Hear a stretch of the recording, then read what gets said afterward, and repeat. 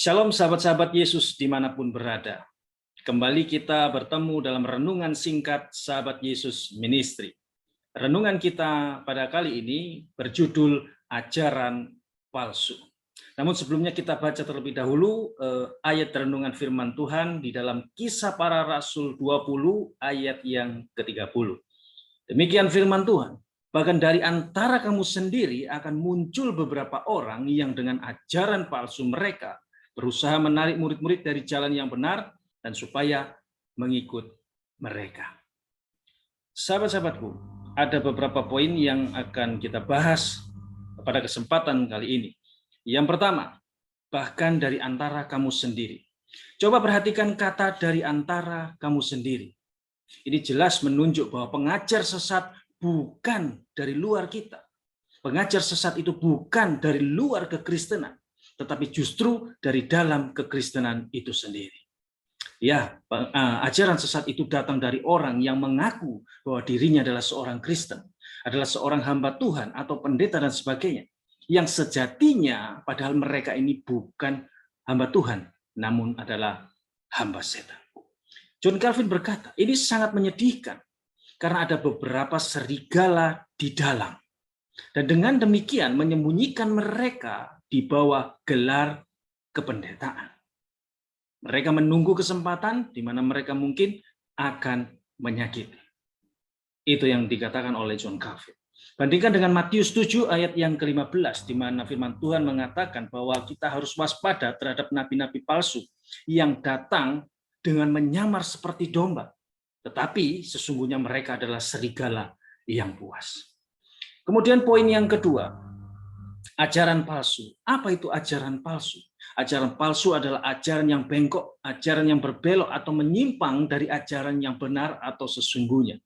Ajaran ini cenderung mengganggu dan memecah belah gereja Tuhan. Ajaran palsu adalah ajaran yang menyimpang dari ajaran Injil yang benar. Sahabat-sahabatku, untuk mengerti sebuah ajaran itu harus penuh. Itu sebabnya saudara tidak hanya cukup datang ke gereja lalu sudah selesai, tidak bisa. Saudara harus banyak belajar, saudara harus menggali Alkitab, saudara harus mengerti kebenaran, saudara harus mencintai kebenaran, saudara harus hidup dalam kebenaran agar tidak mudah ditipu dan tertipu oleh ajaran-ajaran yang ngawur dan sesat. Berbicara itu memang mudah, mau mengatakan apapun itu cukup sederhana. Tetapi masalahnya benar atau tidak isi di dalamnya, itu yang menjadi masalah. Konten itu sangat penting. Kalau berbicara tentang seseorang yang pandai berkhotbah, tinggal kita cek saja apakah dia adalah seorang yang fasilida atau tidak. Kalau memang pada dasarnya dia adalah seorang yang fasilida, ya gampang saja jadi. Dia mengajar Tuhan Yesus baik, bla bla bla bla dan seterusnya. Semua orang pasti bisa menceritakan hal itu, bukan? Siapapun bisa, mau pemimpin pujian, singer WL, pendeta, bisa ngomong tentang masalah itu. Tetapi masalahnya, apakah memang seperti itu? Apakah memang begitu? Itulah menjadi persoalan. Apakah betul? Nah, itu yang menjadi masalah. Itulah perlunya kita belajar dengan sungguh-sungguh menggali dan memahami betul-betul Alkitab untuk menemukan kebenaran yang ada di dalamnya itu seperti apa. Jangan hanya sekedar pakai dan comot ayat Alkitab seenaknya sendiri tanpa melakukan sebuah penelitian lebih lanjut atau lebih dalam sebelumnya. Satu contoh, kalau ada orang yang membicarakan uang sesudah dia berbicara tentang kebenaran, artinya apa saudara sebenarnya sudah bisa tahu.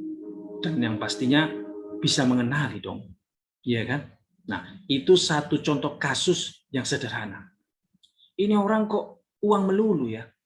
Anda bisa tahu. Ini kok apa-apa uang, apa-apa uang. Nah, saudara seharusnya bisa mengerti.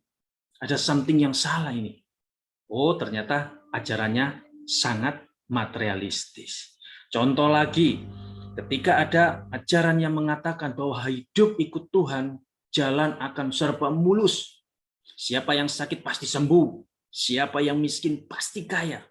Padahal firman Tuhan berkata apa? Firman Tuhan berkata dan mengajarkan sesuatu yang jelas-jelas berbeda, bahkan berlawanan dengan ajaran tersebut. Inilah ajaran sesat.